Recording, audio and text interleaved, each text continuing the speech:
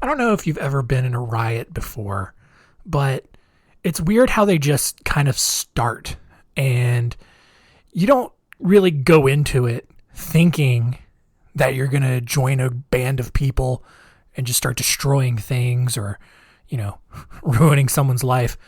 But it just kind of happens. And it's weird. It's one of those things about humans that lend some credence to the idea that we are also just animals. Because, there's no logical reason for a riot to ever take place. And yet, you rile up a certain group of people and all of a sudden you have just a army of people carrying torches and pitchforks. And then a lot of people end up dying or things get destroyed. And, in history, there have been a lot of good reasons to riot, but there have also been a lot of dumb reasons. And we're going to look at some of those dumb reasons this week on Our Weird World. Our Weird World.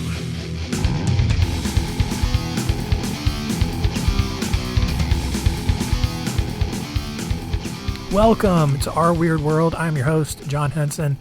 And yeah, we're looking at some strange riots this week. We're going to look at the Doctors' Riot, the Toronto Circus Riot, the Eel Riot, the Straw Hat Riot, and the Melbourne Dart Riot. So 5 stories here. Let's not waste any more time. Let's jump into it.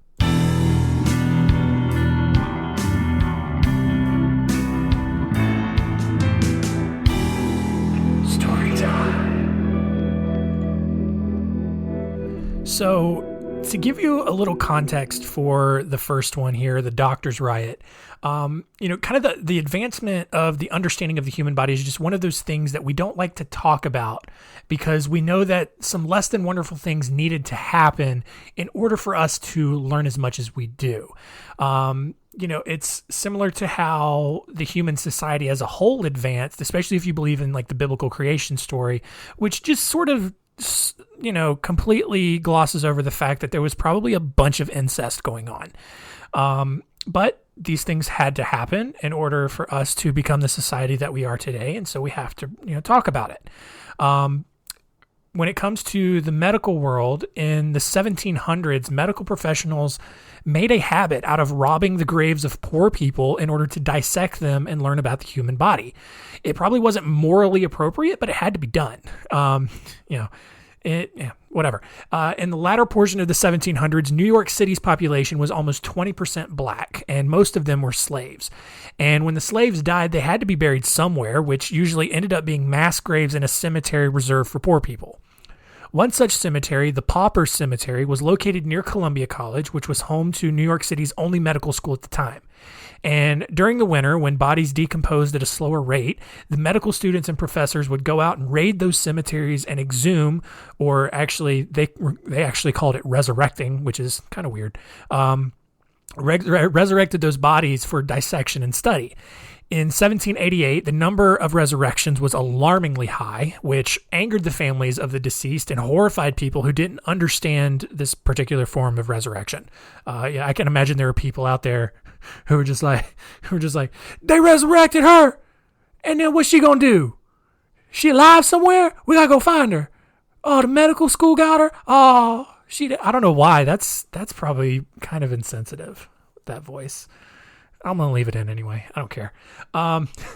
One day, a group of freedmen caught the students and doctors in the middle of a grave robbery. And on February 3rd, 1789, that group petitioned the New York City Council to put a stop to the exhumations. But because black people really weren't allowed to have feelings back then, or opinions, or much of anything for that matter, the petition was ignored. And then things got worse in April when a group of children playing near the New York hospital stopped to watch John Hicks, a medical student, dissect a human arm. When Hicks noticed the children, he grabbed the arm and just started waving it at the kids. And then, just to be an even bigger dick about it, he singled out one child and told him that the arm used to belong to his mother, who had recently passed away. And that's all right, that's probably too far, but whatever. The boy went home, probably in tears, and told his father what had happened. The father then went to the cemetery and dug up his wife's coffin, and just to, make sure. And then when the body he expected to find wasn't in the coffin, he rounded up an angry mob and marched to the hospital. And at this point, the doctor's riot is on. The mob quickly broke into the hospital and found the dissecting room, which contained several corpses in various stages of decay and mutilation. The mob then grabbed several medical students and dragged them to the street. Fortunately, New York City Mayor James Duane broke up the crowd and escorted the students to the city jail for protection. By then, the mob had grown to over 2,000 people and moved over to Broadway to hunt for Hicks specifically, and rightfully so. The mob finally ended at the courthouse, where they faced off against militia and cavalry. Rioters threw rocks while militia repelled them with their guns and swords. A few days later, this went on for a few days until the rioting eventually stopped. At least 3 people on each side were killed, and some estimates note as many as 20 people died during the riot. Nothing really ever changed. It was still several years before, medical testing, became more of a donation rather than a thievery, but, had to start somewhere. So next we go to Toronto, where in the summer of 1855, the city was buzzing with the excitement over the arrival of the S.B. Howe's Star Troop Menagerie and Circus, because Canada in the 1800s was a very boring place. Everyone drank to pass the time, and Toronto arguably had the most bars per capita in the entire country. The city alone had over 350 bars, and the population was only 40,000 people. So, I don't know, do that math real quick. 350 divided by 40,000. 40,000 or 400,000? 40,000 people. Yeah. So... I did that wrong. Hang on. I'm not good at math, but now I'm kind of committed to this. 40,000 divided by 350. So it was basically 1 bar for every 114 people. Which, you probably don't need that many, but whatever. Especially because, all 40,000 people were not of legal drinking age. Anyway. At the end of a long day of performing, several clowns walked into one of the bars and brothels in Toronto to enjoy their night off. However, the brothel that they picked was the hangout for the Hook and Ladder Firefighting Company. And if there's one group of people that firemen don't get along with less than police officers, it's clowns, I think, apparently.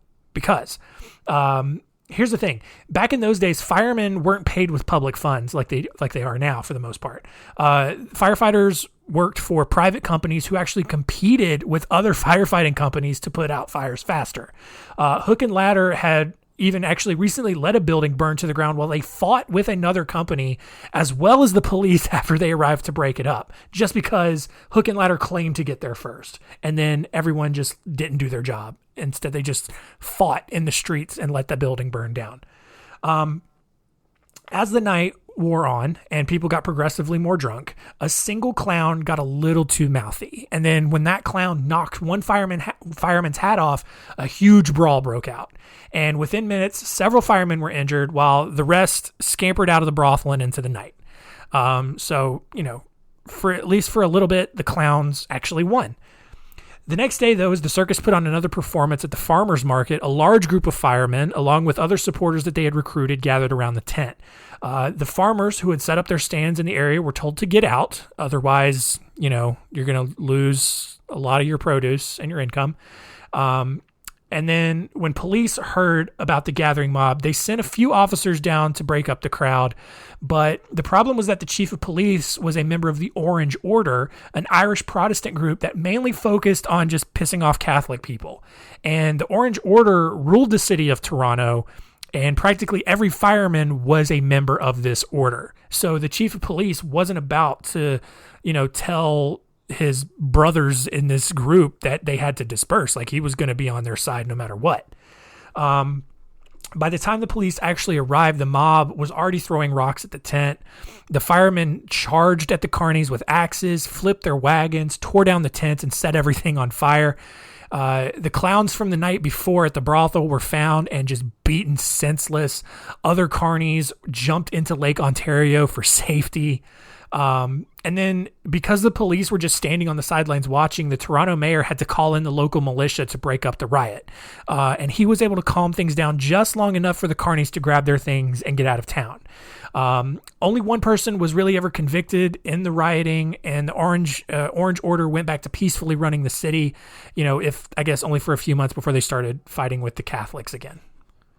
So now we go over to Denmark for the Eel Riot, which, during the latter half of the 1800s, the Dutch didn't really have much going on since they were one of the few European nations who weren't actually involved in a war with another country.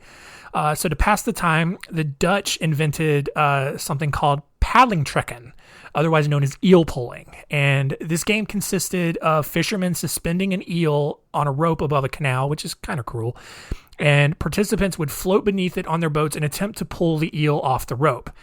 And because it's as inhumane as it sounds, the game was quickly outlawed. But that didn't stop a group of Dutch fishermen on July 25th, 1886, when they all met on the Lindengracht to watch a rousing game of eel pulling. A fish seller tied an eel from a rope above the canal, with the winning puller receiving 6 guilders, equal to a week's pay at the time. When police got word of what was happening, they showed up to put a stop to it. One officer walked into a nearby house and over to a window where one end of the rope had been tied and cut it down with his pocket knife. That end of the rope hit a spectator in the head who was not pleased with the police interference and began assaulting every officer he could find with his umbrella. Within minutes, the people of Amsterdam were in a full-blown war with police over an eel. And the angry mob was dislodging cobblestones from the streets and hurling them at police. And then in turn, the police were stabbing people with sabers. By nightfall, a passing rain shower put a pause on the fighting and everyone returned home. But the next morning, the mob regathered and stormed the police station. And rather than continuing to use their sabers, which clearly wasn't a great deterrent, the police then opened fire on the crowd and starting just mowing people down. At the end of the day, 26 rioters had been killed, 136 were wounded, and over 2,000 more people were arrested and sent to prison. The eel, which was actually still tied to the rope and squirming around in the canal, was taken and sold at an auction for 175 guilders. So, I don't know, man. Don't piss off the Dutch, apparently.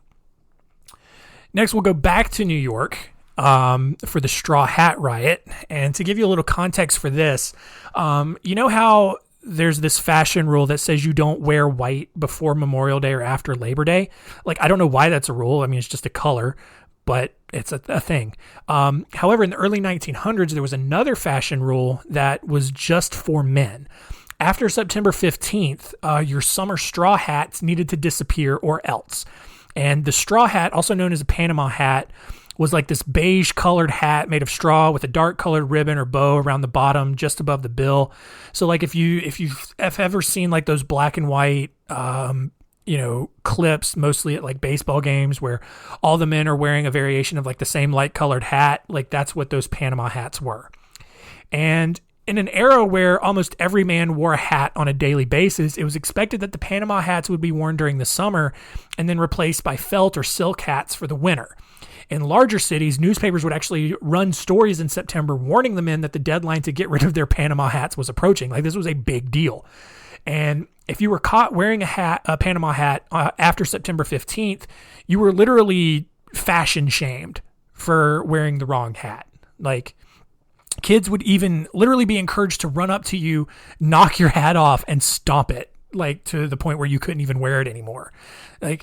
People think, you think people are mean now, on social media where, we're shaming. Oh, you got shamed, man.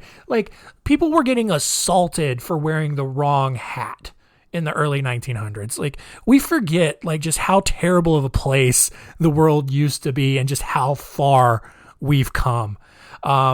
On September 13th, 1922, 2 days before the deadline, a group of New York City teenagers in Mulberry Bend, which is now Chinatown, took to the streets and actually began stomping every Panama hat they could get their hands on.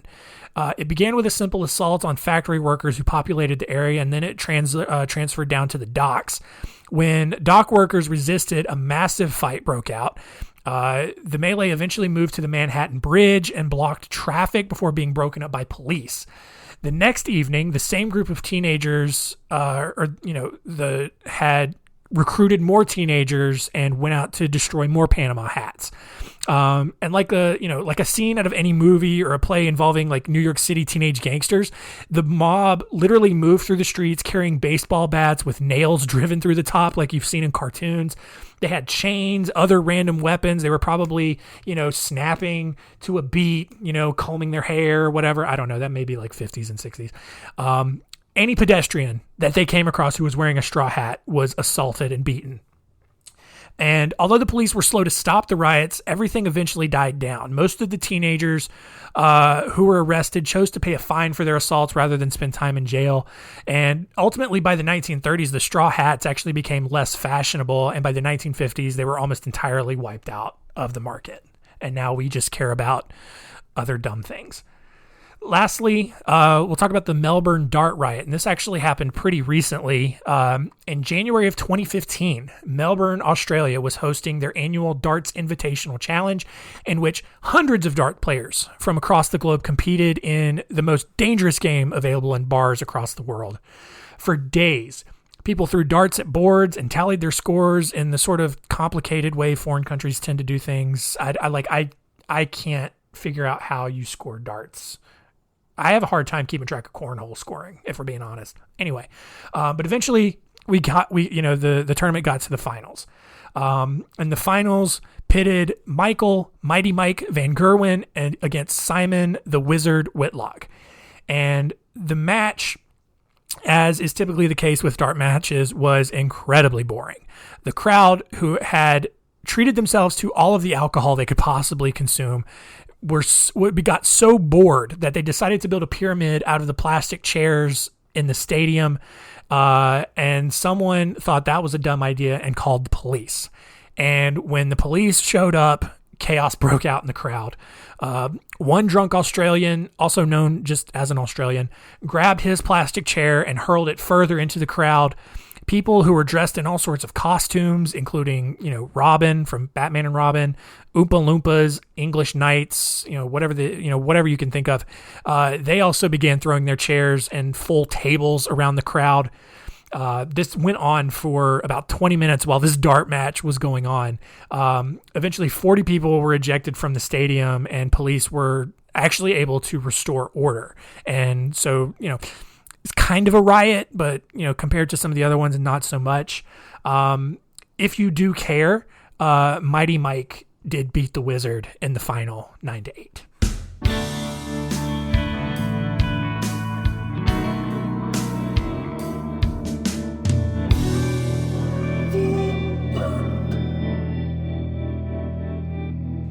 So that's it. Some crazy riots throughout history.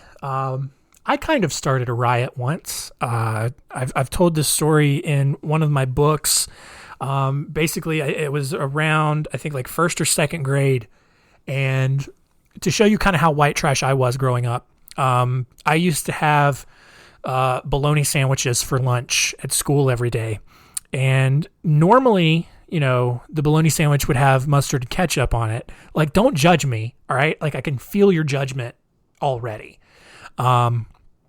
But yeah, it was just, 2 pieces of white bread, mustard and ketchup, spread on the bread, and, and then a couple pieces of bologna.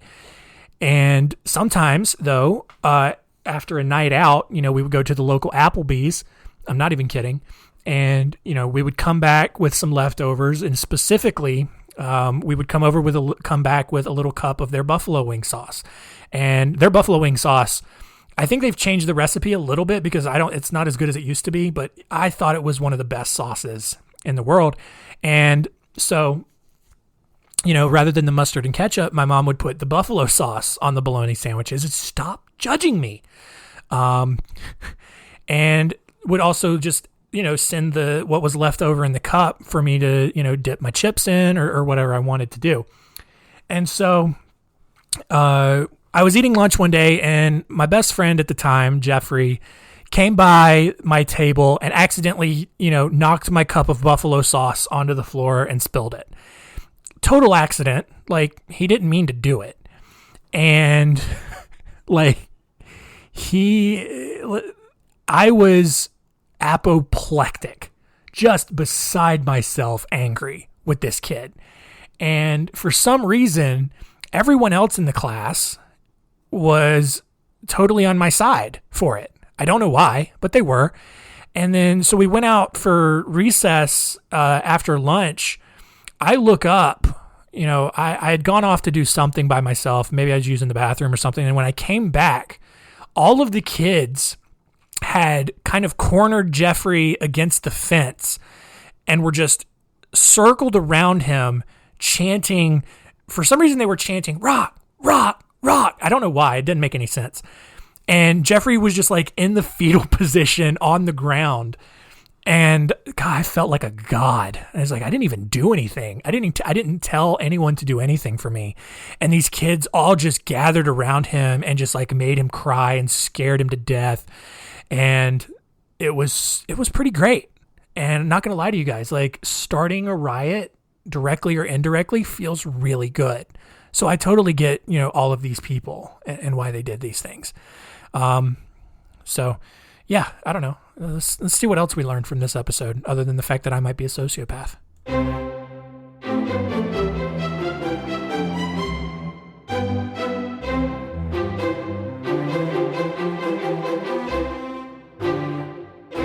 What did we learn?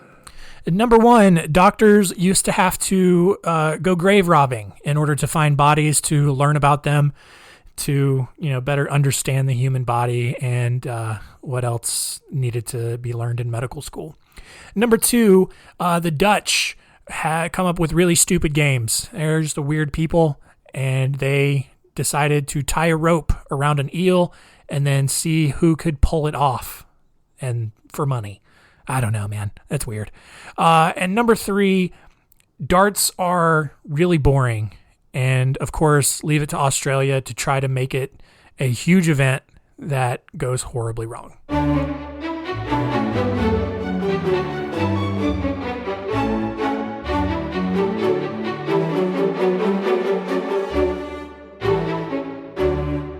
Next week on Our Weird World, if you thought these riots were pretty stupid, you are going to think next week's episode is even dumber.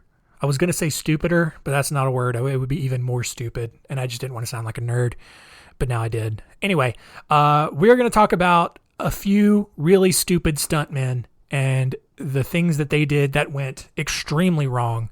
So get ready for that one. That'll be fun. Thank you all for listening. Again, as always, tell all your friends. Tell them all.